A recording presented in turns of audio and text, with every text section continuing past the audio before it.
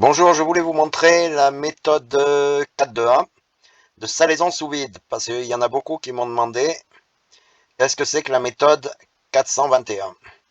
Donc ça correspond, lorsque vous mettez quelque chose à saler sous vide, c'est-à-dire au lieu de le mettre en immersion dans du sel, là vous le mettez sous vide, comme ça vous n'avez pas de perte de sel, vous mettez exactement les quantités qu'il faut et vous êtes sûr que ça ne sera pas trop salé.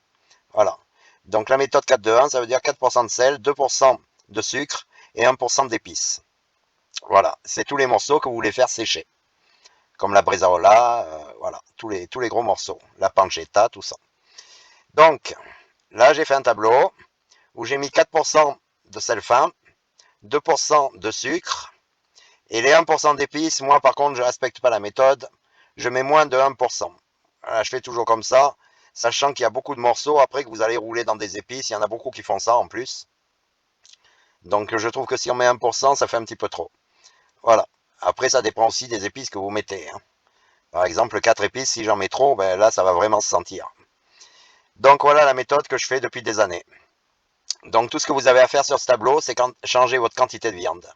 Donc là, c'est pour 1,5 kg. Et vous allez voir que 4% pour 1 kg, ça va faire, on va le faire ensemble. Voilà. Là, je mets 1 kg de viande et voilà, ça m'a tout changé. Après, vous pouvez rectifier les pourcentages ici.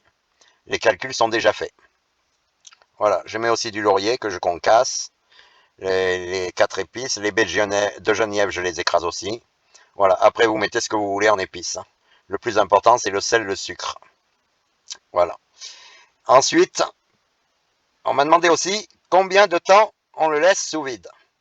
Alors, pour un morceau, pour savoir combien de temps il faut le laisser sous vide, c'est selon l'épaisseur du morceau.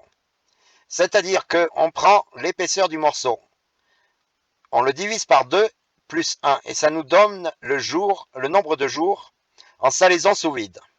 Par exemple, pour un morceau d'une épaisseur de 10 cm. Donc on fait 10 cm divisé par 2 plus 1.